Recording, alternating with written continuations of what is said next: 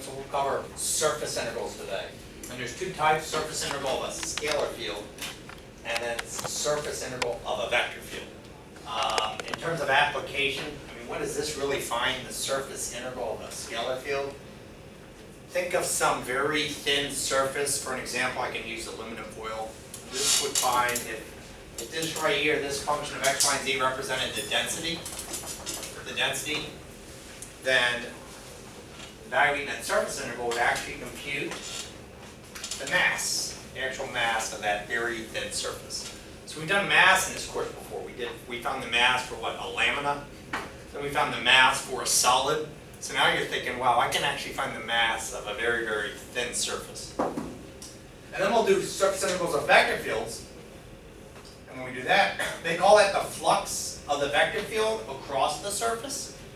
And so, for an example, in terms of application, what is this finding? Think of the vector field as being the velocities. They represent the velocities of some fluid at every point x. The velocity of fluid at every point x. Then this flux that we're computing, this would compute the quantity of fluid that flew through this surface, all right, per unit time. That's what it gives you. It gives you the quantity in terms of the double. So I'll start out with something like this. I'll write something. I'm going to take a problem in the textbook. But after I write it, we can think of what would this really mean if we want to put it in terms of like finding like the mass or something. So I'm taking this from the textbook, and they want you to evaluate this right here. Evaluate a double integral. They got the little s right there. They got just a y. That's all they have, the variable y, and then d capital S. So right there you can recognize just by the notation, is this definitely a surface integral. It's a surface integral, but is it a scalar field or a vector field? It's of a scalar field. And that's because you don't see this vector right here, that vector notation. Plus they didn't mention flux or anything. And they want you to evaluate this. They said, here's surface S.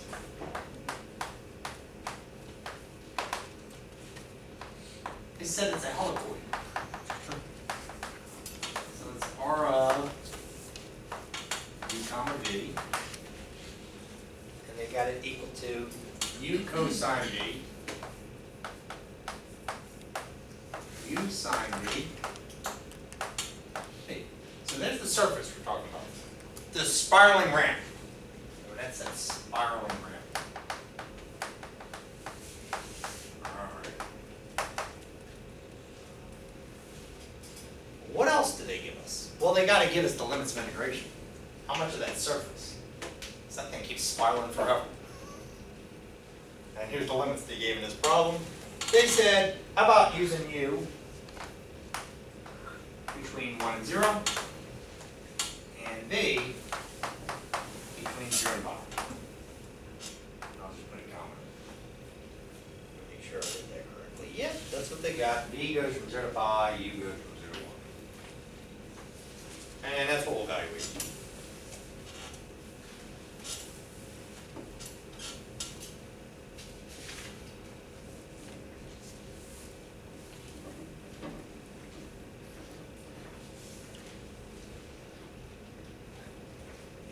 Do you all agree, just by that notation, wouldn't that just be a rectangular projection?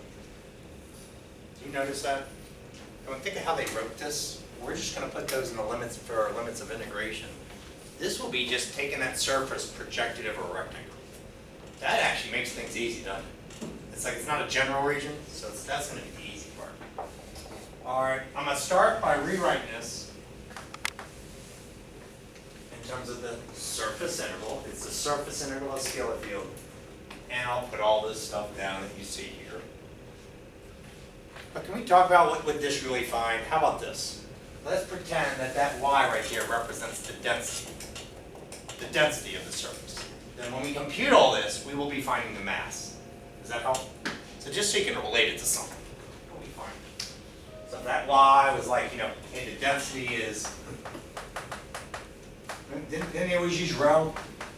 All right, the rho of x, y, and z is a y. If the density is this, then we're actually finding the mass. This would be the mass. Okay, well, let's work this out. I have to do F composed of. It's a lowercase f because it's a scalar field. I apologize. So I have to put this y here. F composed of the surface, then multiplied by the magnitude of the cross product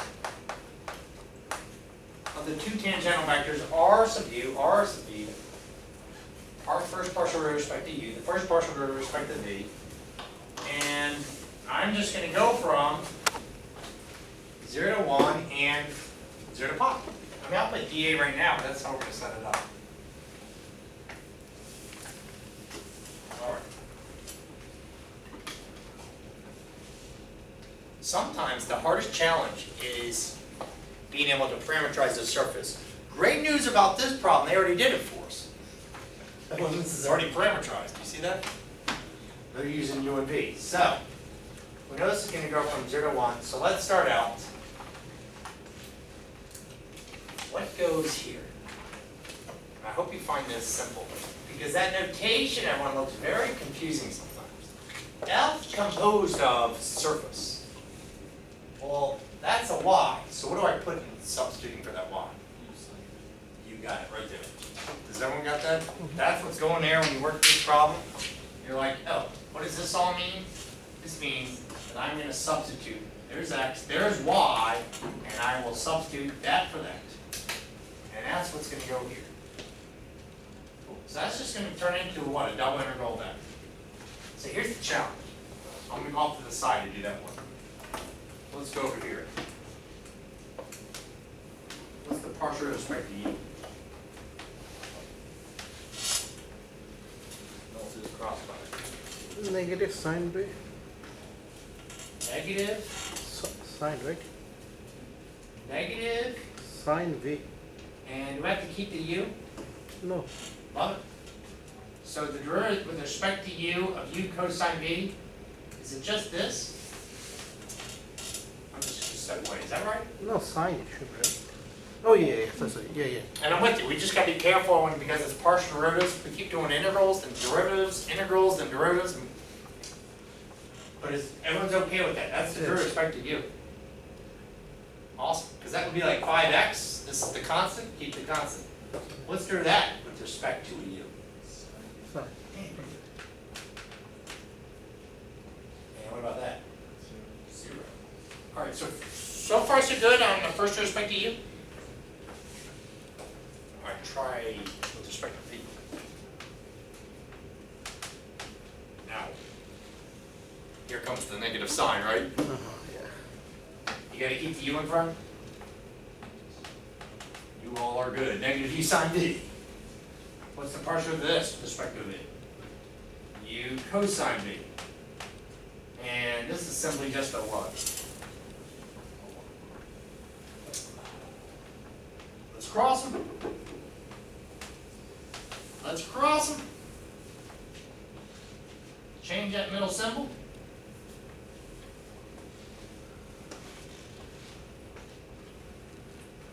What's the S component? Oops, sorry. What about the first column? That times that minus that times that. So sine v. You all agree. Sine v. Love it. Now I'm going to put that in negative. Cosine v times 1 minus 0 times that. Just negative cosine v. And I'll take those parentheses off. I just want you to think, oh yeah, we always change the sign when we do the middle component. Negative in terms of doing this cross product. If we're doing where I'm doing the determinant of a matrix. All right, now I am looking at what we got here, everyone. Check it out, and I'm thinking, boy, I better leave myself a little more room, huh? Maybe that's good. I'm seeing it coming. So this times this minus this times this. So I get u times cosine squared v minus a negative. Well, then that's plus u times Sine squared v. sine squared. Is that okay with that? Now, I highly encourage you to do something with this. Be simple. Well, You can factor out the u, and you'll be left with a cosine squared v plus sine squared v. What is this equal to? That's just a 1. So this entire z component, don't leave it like that. Just make it u times 1, which is u. U. That's just u. I'll rewrite it. Cool. There's your normal vector to the surface. Right, like that. Alright, let's go to work. Let's do this double integral. We're going to put, for this, letter y, so we're just going to put a u sine v there, right?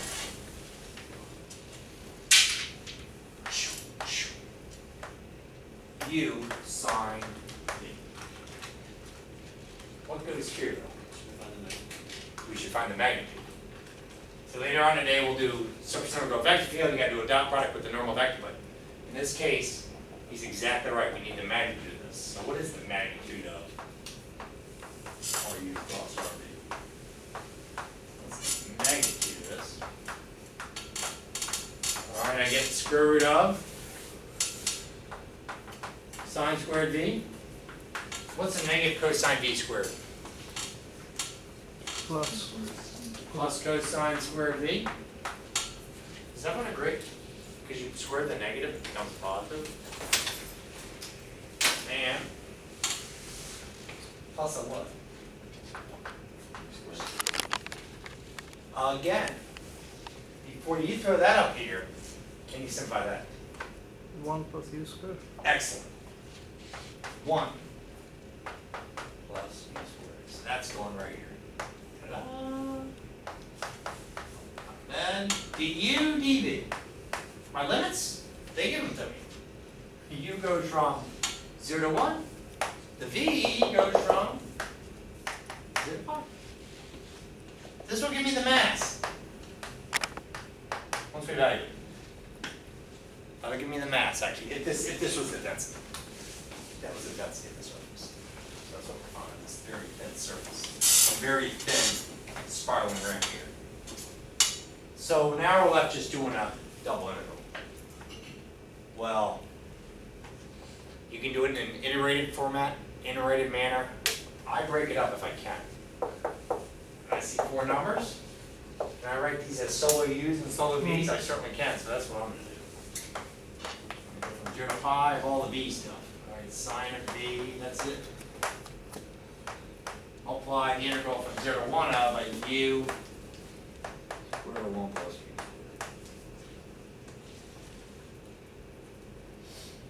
What's that? Negative cosine v 0 to pi. What's the negative? Negative 1. 1 minus. What's negative cos? 1 minus a negative cos of 0. So I'm getting 1 minus negative 1 on that, which is 2. And we'll just take this 2 and we will multiply it with this.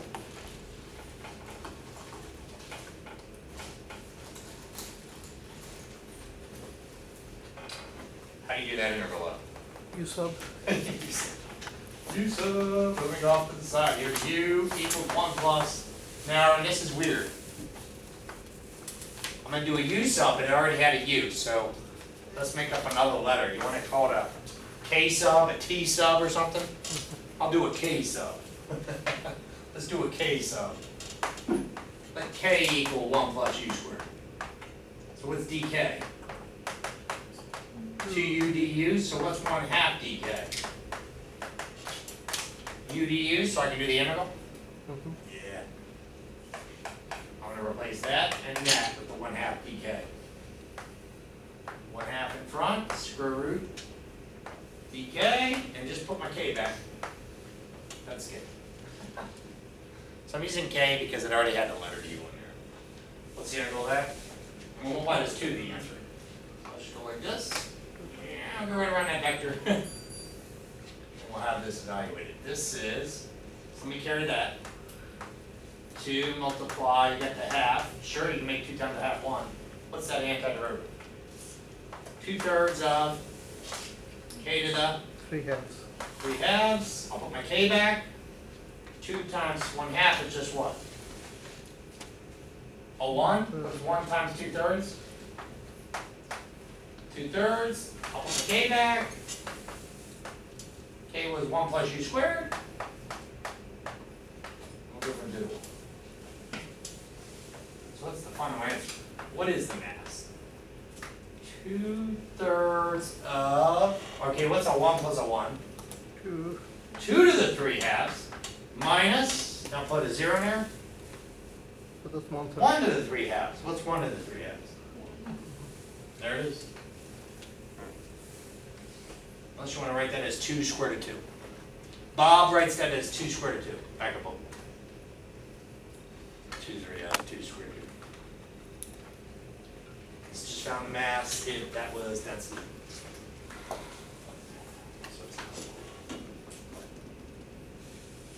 Super job with that, people. Right? It's kind of neat. None of this stuff. We're going to this remaining part of calculus 3, the surface integrals. It may look crazy or intimidating, but it's not that bad. Let's do another one of these, and we'll do surface integral vector fields. So the one I would like to do, can we do one from the practice? How about number 7? It's another. It says find the mass of a thin funnel. The shape of the cone. I'll write all that. Can I erase this? Okay, let's go with this. And are you sure?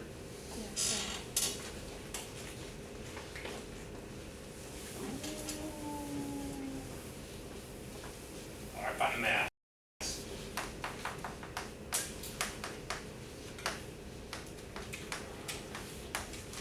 What do you got here? Okay, the thin funnel.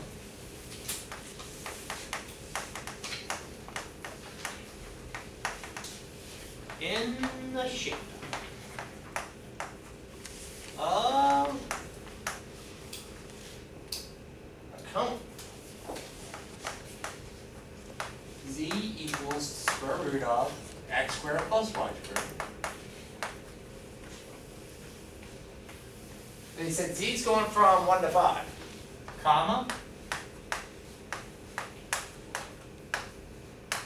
There's your cone. And then gives the density. If density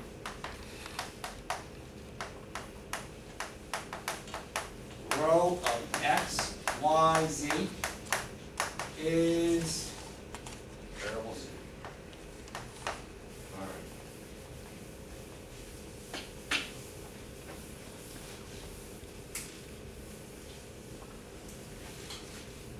So this is what they're saying. We're going to evaluate this. Double integral S.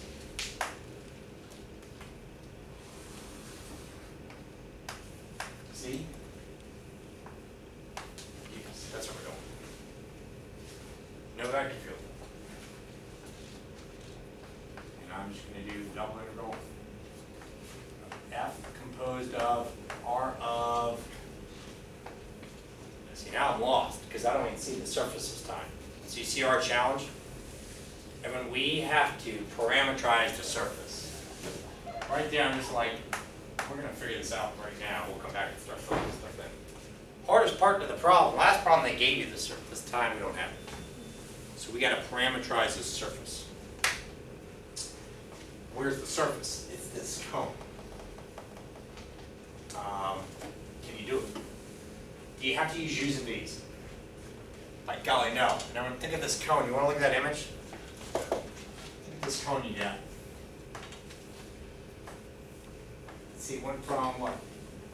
The cone goes like this, right? It's just the top cone. It's a circular cone. We're going from 1, 2, 3, 4, and 5, but it only said start at what? 1. So I'm going to remove this part. There we go. There there's the x-axis, there's the y-axis, there's the positive z-axis. Looks like something, you know, I pour oil into, you get it. Very, very thin surface though. That's at 1, that's at 5. So naturally, do you want to project this on the xy plane? I do too. Let's project this on the xy plane. So let's think of this cone as r of x and y. Can you parameterize that surface? That's the challenge. Parameterize the surface of the cone. Are we okay with those two parameters? X and y. What would this equal?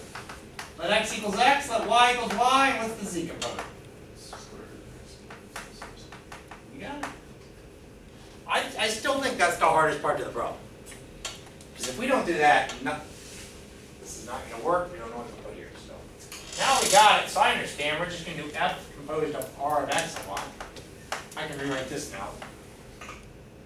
Dot the magnitude of rx cross ry. Just so we can get an idea of what we got to do. This will be easy. What's going to go here? The variable z, right? So I'm only going to put that there. True? So I'll just draw an arrow. This is just going to go here.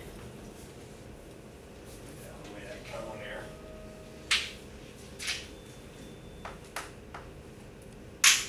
This part will go right here. That's z. But we gotta get to r first with respect to x, first with respect to y, and cross them and get the magnitude. So you ready? I think we got enough room right here. You got enough room in your paper? Takes a little while just to get this. But we'll get it. What's the tangential vector? First derivative with respect to x. What's that derivative? 1, that's 0, but now I need some help. Those were easy. How do you do this? How do you do the derivative of like square root of x? Let's start with that. That derivative is 1/2 x to the negative 1/2, which looks like this. Isn't that the derivative of this? If I took the derivative of this with respect to x, I get that. So this should play along very similarly. Let's differentiate that partially with respect to x, and let's throw in a little chain rule to make it work. Okay. What's partially with respect to x? Well, then I should get this. Chain rule. Now multiply the derivative of what was in that bracket with respect to x. So that's Should 2x. be 2x. Nice. And if you want, cancel the what? 2.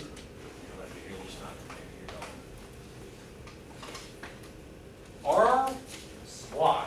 The first with respect to y should be similar. First with respect to y, you're 0. First with respect to y, that's 1. This should look the same. What do you get? Y over. Yeah, it's just going to be y over this, right? Mhm. You need to draw with respect to y. There you go.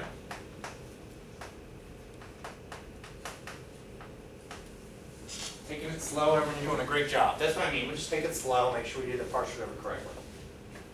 Now we need to cross these. X cross y.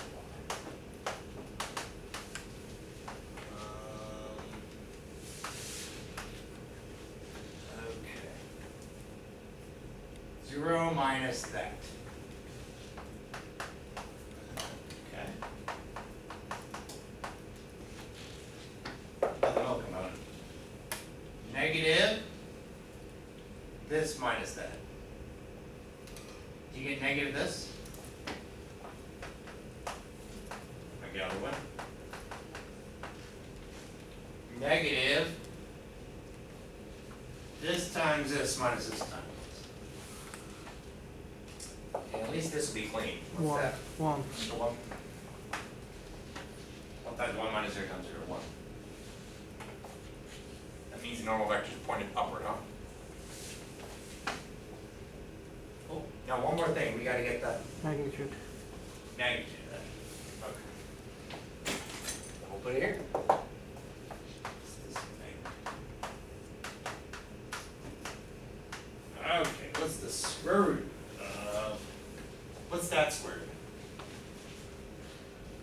that will be x square. X squared over, X square plus y square. hey, that looks better. It was looking sloppy, but that looks okay. Plus, Y square. what's that squared? X, y square. Y squared over. X squared plus y squared, and what's a 1 squared? Plus 1.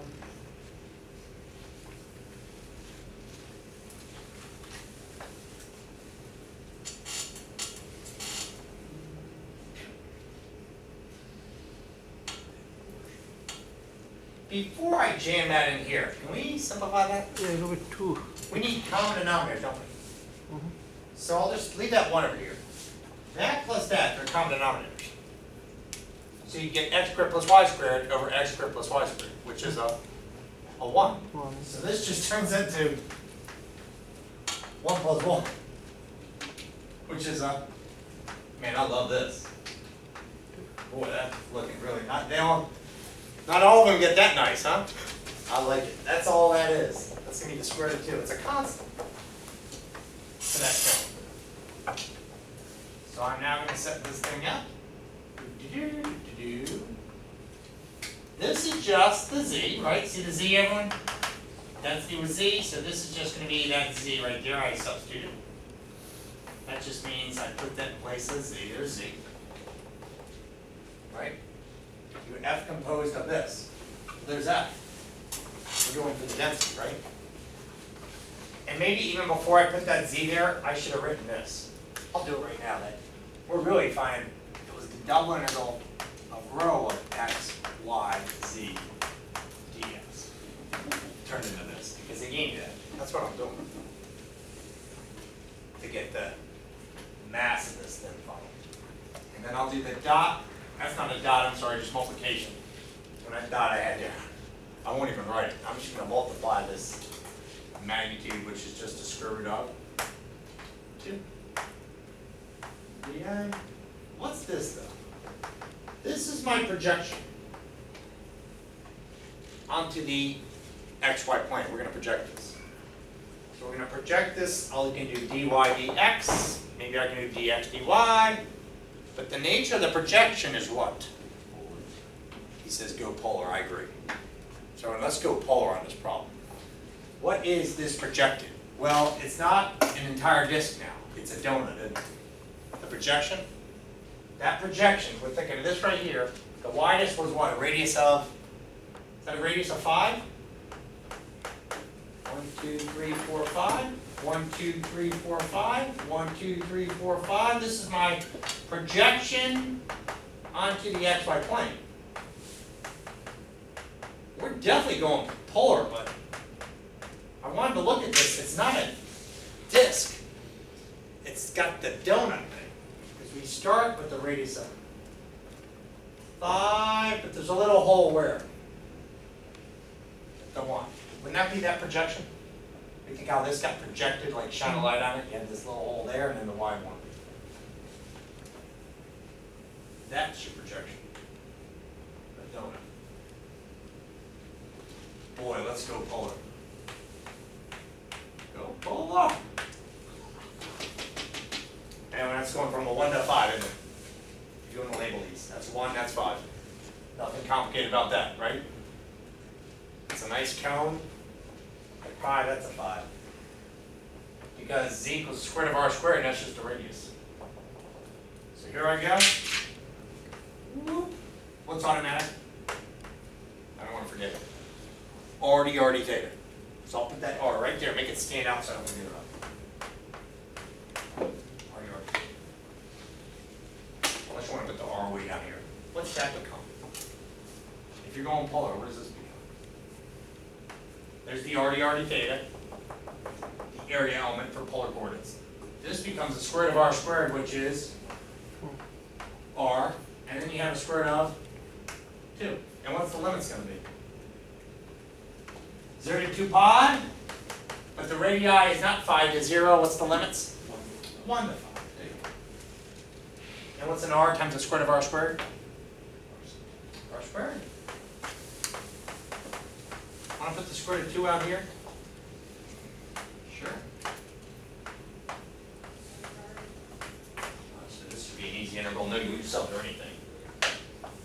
square root of 2, you gotta do the integral from 0 to 2 pi of d theta.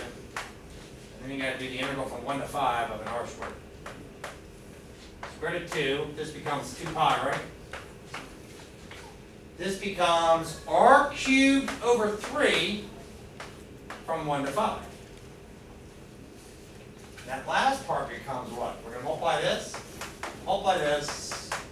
and I got 5 cubed over 3 minus 1, which is, how much is it? 125. 124 over 3 is this. Then you got the 2 pi, then you got the square root of 2. Gives me 2 pi square root 2 124 over 3. Can we simplify that? I don't know. 248 pi square root of 2 over 3. 248 pi square root of 2 all over 3. We just found the mass.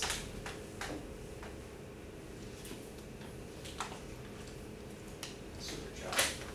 It's funny because you start working through these problems, they look a little crazy, right? Oh, where am I? Oh my gosh, what's this turn into? Then it gets nice and neat. And it gets nice and neat. That okay?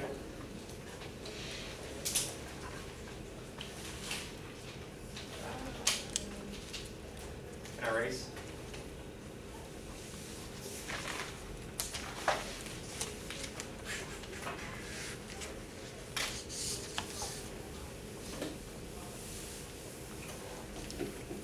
All right, the rest of the class, surface integrals of vector fields. Surface integrals of vector fields. They call it the flux of the vector field F across a surface. So if they ever ask you, go find the flux of the vector field across some surface, you're doing a surface integral vector field, which would be this right here. So if you don't have any notes, feel free to put it down, but that's what we work for the rest of the class.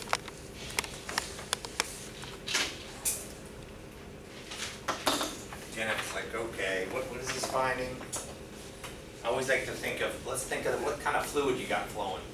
Maybe the vector field represents the velocities of some fluid. And we'll be finding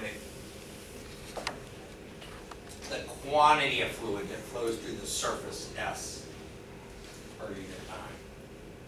So the first problem, we want to use our problems for practice. And we want to look at this sheet, number 8. They can evaluate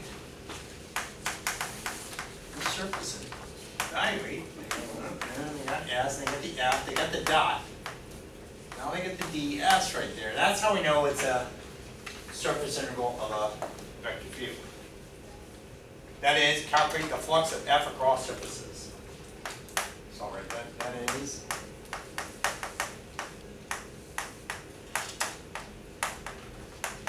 flux. Vector field F across surface S. Sometimes they say through surface S. Sometimes they'll say that in the book. Through surface S. Or across the surface. Now this is interesting. When you get to this, they have to tell the orientation. The orientation of those normal vectors. That's the normal vector. And in this problem, they said oriented upward. Oriented upward. We didn't need that before with this, but now we need it. Because you and I can draw normal vectors to a surface. My plane right here, let's say this desk. And I can draw my vectors this way if they're normal vectors. But what's another way I could put the normal vectors? They can be like this, right? Underneath.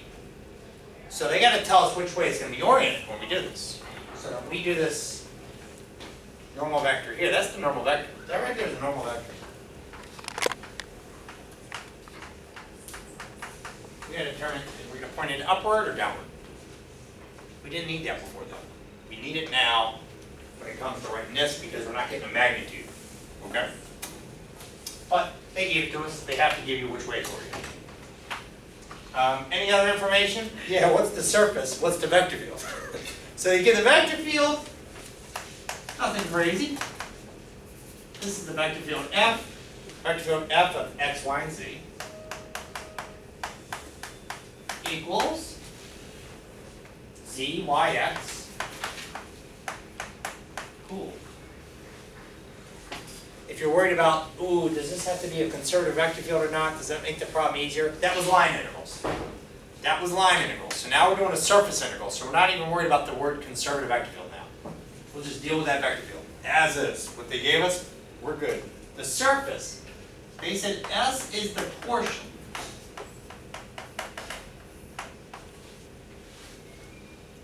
of the surface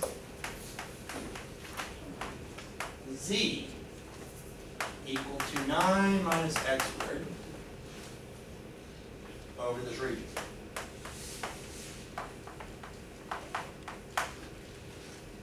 That's why I wanted to give you these handouts. So if you didn't want to write all this stuff down, you can just write on your sheet. But feel free to write all this down. So it's going to be over that region. 0 to 2, 0 to 3 for y. Ooh, a rectangle. Check. Makes it easier. Over that rectangle. Sometimes it helps to really see this. What's the paraboloid look like? Z, actually, this isn't a paraboloid. There's a variable missing. What variable's missing? There's only 2 letters in this. So do you recall what this is? I'm going back to section 12.6. If it only has 2 variables, it's a cylinder. And which letter's missing? Y. So this is a parabolic cylinder. The Y's missing. If you're wondering what this looks like, there's the Z-axis. I can think of this as what? Something that shifted up 9 notches. 2, 3, 4, 5, 6, 7, 8, 9. And it's a parabola that went like this onto that x-axis. Let me extend that x-axis further. And hit over here somewhere.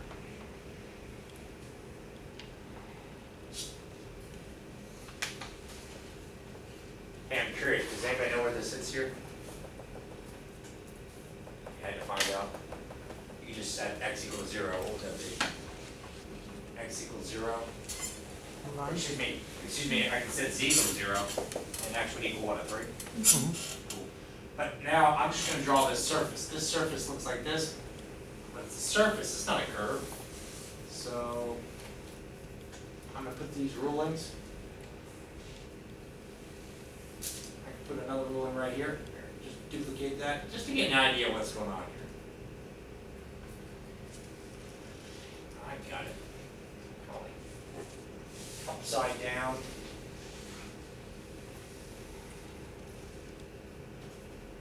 But the good news, are we getting a flux off this entire surface? I'm talking about that surface right there.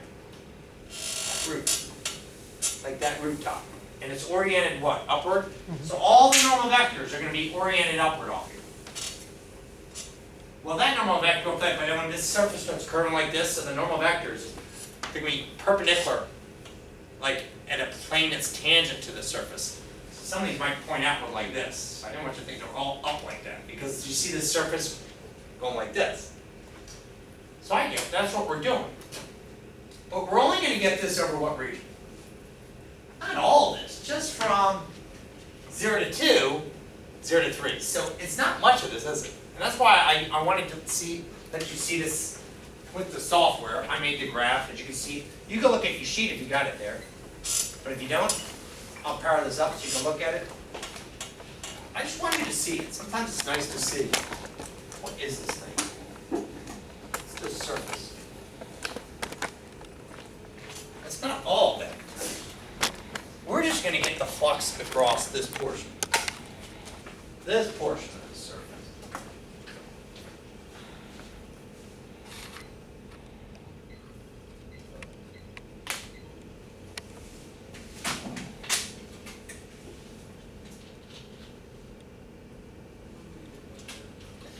There it is. It's showing up. So, oh, just that little part. That's the only portion of this right here. It's just a little, sitting in the first octave. That's the only place we're gonna get the flux. And up here, I'm just gonna have the normal vectors oriented upward. Cool. So I didn't want you to think it was like, wait, are you talking about everything down here and everything? It's like, no, just across that top surface. We're getting a flux. Think of it like off that top. The flux across the top. Or if you want to think through the top. Through the top. Someone got that? So it's just gonna be that little what? Right over there, get all that out of there. It's just that little thing right there, something like this. Yeah. And all the normal vectors will be oriented upward. We get it. So not much. So, let's get rolling with this. What's this equal to? It's equal to double integral f composed of some surface. Again, I'm stuck. Can you help me parameterize that surface? Can you help me parameterize this surface? Where's the surface? Right there. You want to project it right onto the xy plane? One of these parameters x and y? Alright.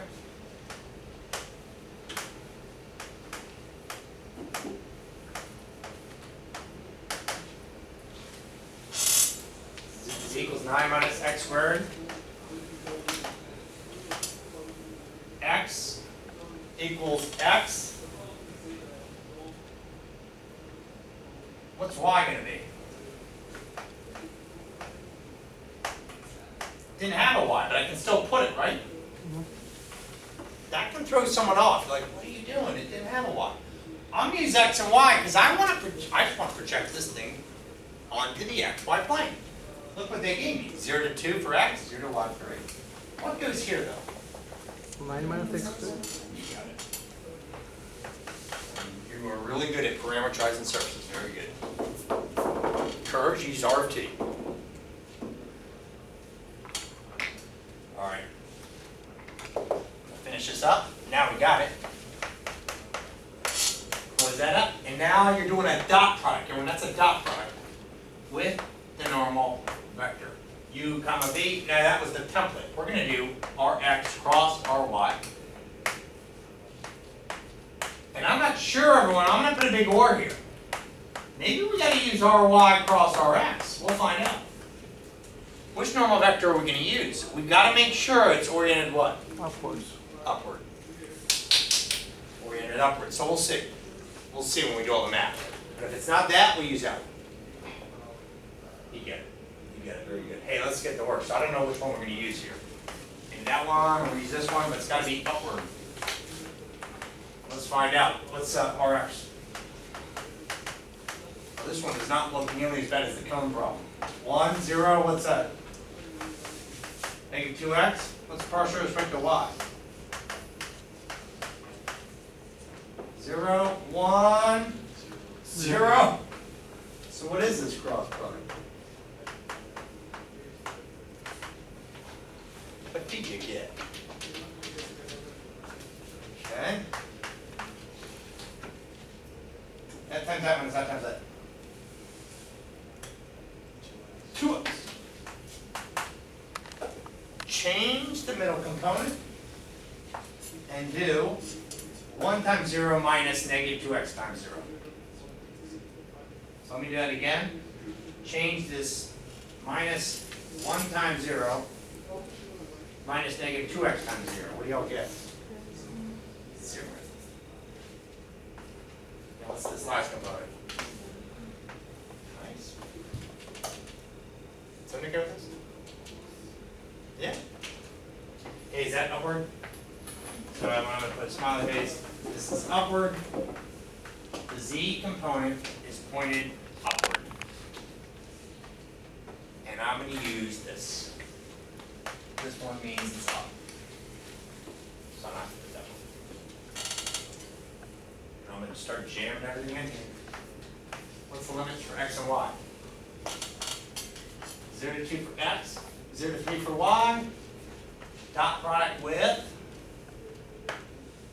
normal vector, 2x, 0, 1. What goes here though? dy dx. What goes here? F composed of the surface. So, So there's F. What y substitute for that? See, it says F composed of the surface. I'm thinking like, oh, z, y, x. Yeah, but what do you got to substitute right here? It's funny, when you substitute a y, it's just going to become a y, the parameter. You substitute the x, you're just going to get x, but what gets replaced there? 9 minus x squared. Does that make sense? That's what they mean by this. 9 minus x squared. You can do it, you can write it like that in your notes. That gets put right there, so let me write that again. 0 to 2, 0 to 3. 9 minus x squared, y, x, dot product with 2x, 0, 1. What is that dot product? You get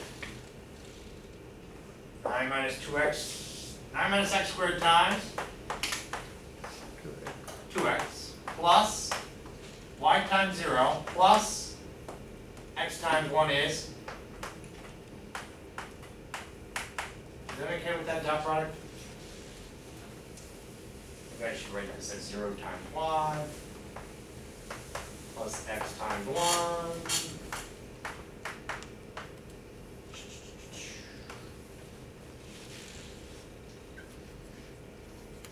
But this is where you and I glance at this and go, I hope this is easy to integrate. What do y'all think? This should be? Good call. Then the 3, that would be 18x minus 2x cubed plus an x. Okay. And any suggestions? 19x. Yeah, combine like terms. So look, always look for that. Can I combine the like terms? It's a good eye. 19x minus 2x cubed dy dx. So can I break that up? Yeah. From 0 to 3 for y, the dy is just a 3. What's the integral from 0 to 2 of 19x minus 2x cubed? That becomes 19x squared over 2 minus 2x to the 4th over 4, right? Or x to the 4th over 2. And you're going to plug in a 0 and a 2. And then we'll multiply that 3. So what's 19 times 4 over 2? I get 3 times 38 minus 8. So what's 3 times 30? Is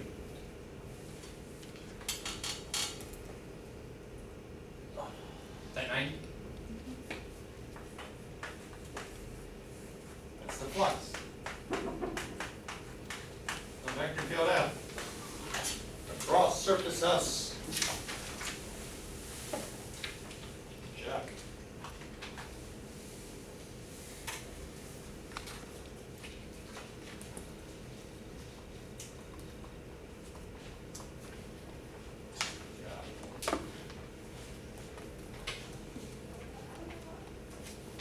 Is he okay with that?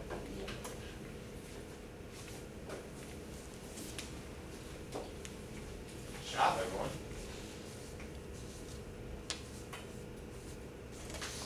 I think, so, hey, on a test, you can crush this with any problem, just look at the orientation. So if they say oriented downward, what would I have done? Z has to be negative. I would have gone here and wrote negative, negative, negative. That's simply what I would have done, which really means what would happen? Same thing, but out here I could just put a what? Does that make sense? So for this oriented downward here, I would have just, I have to make sure that's a negative 1. So to do that, you just got to change all these signs. That means you get the opposite vector. Well, once you do that, you could think, well, then that would be negative, negative, negative. Almost like you can factor out the negative 1 here and just put it here. You keep what you have. So that helps too. Find that just as easy. So I guess in the end, it would just be negative 90.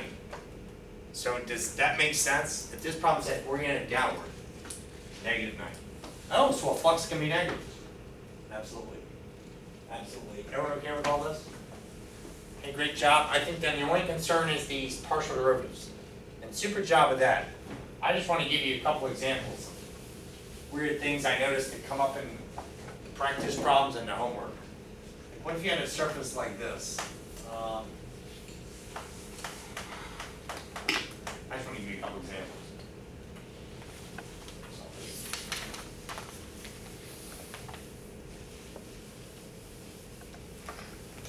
See that little surface right there? I'm just curious, can you give me the partial derivative with respect to x? First, how could you parameterize it? X and y, what would it be? X equals x, y equals y, and you get what? So that's the first thing. I'm just curious, how could you parameterize it? There it is. So far so good? But what would be the partial derivatives? That's what, before I do the next problem, I want to make sure everyone's comfortable with doing these partial derivatives. That's easy, that's easy. This is the one I'm curious about. What's that derivative? 1, 0. What's that derivative with respect to x? That's what I mean. If you mess this up, I want to talk about the danger zones. What could be the danger in these problems? You should crush it on the test, except for maybe here I could get a little confused. What's the partial